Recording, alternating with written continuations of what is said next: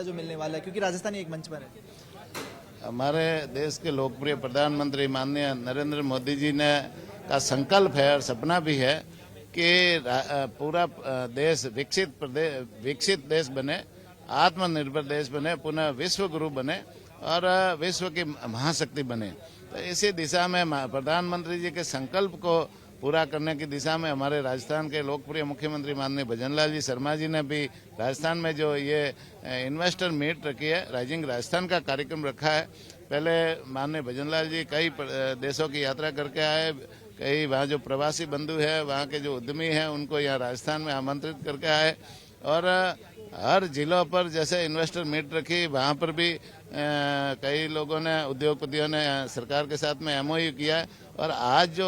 कल 9, 10, 11 तारीख को जो ये जयपुर में इन्वेस्टर मीट हो रही है, उसमें 35 लाख करोड़ के आसपास के एमओयू हुए और निश्चित रूप से ये 35 लाख करोड़ के जो एमओयू है ये धरती पे उतरेंगे तो उसका लाभ राजस्थान को मिलेगा और राजस्थान एक विकसित प्रदेश बनेगा, आत्मनिर्भर प्रदेश बनेगा और साथ साथ में लाखों लोगों को प्राइवेट सेक्टर में रोजगार के अवसर भी मिलेंगे। बिल्कुल मंत्री जी, ये सरकार की मंशा का हर कोई जिक्र कर रहा था। अभी कुछ प्रवासी राजस्थानियों से भी हमने बातचीत की, सरकार की मंशा से वो खुश हैं, लेकिन उन्होंने कहा कि पिछली सरकारों में इस तरह के एमओयू हैं,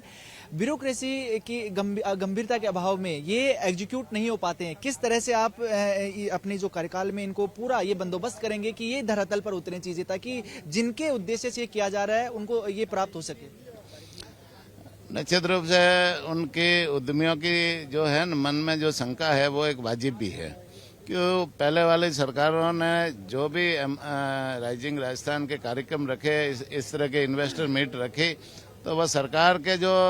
अंतिम साल होता है उस साल में उन्होंने ये इन्वेस्टर मीट रखी और अंतिम साल में जब कोई भी किसी उद्यमी के साथ में आप एमओयू करोगे तो वो धरातल पर उतारने में उनका जैसे आप सफल नहीं हो पाओगे। इसलिए हमारे जो मुख्यमंत्री, जो दूरदर्शी मुख्यमंत्री है, उन्होंने ये पहले ही इस बात को समझा और सरकार का जो पहला साल है, पहले साल में जो इन्वेस्टर मीट रखी है और ये उद्योगपतियों के साथ में जो 35 लाख करोड़ रुपए के एमओयू हुए, उन एमओयू को हमारी सरकार 4 साल में अधिकारियों के सहयोग से इसको धरती पर उतारेंगे और निश्चित रूप से इस एमओयू के संबंध में कोई भी तरह की समस्या आएगी, चाहे जमीन अलॉटमेंट की है, एनओसीओ की है या बिजली पानी की है, या जो भी समस्या इस संबंध में आएगी, उनको हम पूरी ताकत के साथ में उनको सहयोग करेंगे और उनके एमओयू को धरती पर उतारेंगे। 15 दिसंबर को सरकार का भी 1 साल पूरा होने जा रहा है। 1 साल में किस तरह की उपलब्धियां आप मानते हैं और क्या कमियां रह गई हैं जिनको आप आगे पूरा करने की कोशिश करेंगे?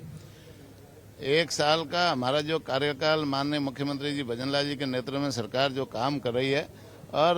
समाज के अंतिम छोर पे जो व्यक्ति बैठा है, गरीब बैठा है, उनके उत्थान के लिए काम कर रही है, किसान बैठा है, किसान को मजबूत करने के लिए काम कर रही है, महिलाओं के सशक्तिकरण के लिए काम कर रही है, बेरोजगारों को रोजगार देने के लिए काम कर रही है और समाज के अंतिम छोर तक जैसे बिजली, पानी, शिक्षा, चिकित्सा, सड़कें और ये सारी जो उनकी जन सुविधाएं उन लोगों तक कैसे पहुंचे, इस दिशा में हमारी सरकार काम कर रही है। आपने देखा होगा जो बजट पेश हुआ, पहले ही साल में जो बजट पेश हुआ, बजट में भी आपने जो हमारी सरकार की मंशा देखी होगी और उसी के अनुसार हमारी सरकार काम कर रही है। आने वाले समय में निश्चित रूप से ये और भी इससे बढ़िया हम काम करेंगे जिसका फायदा जनता को मिलेगा।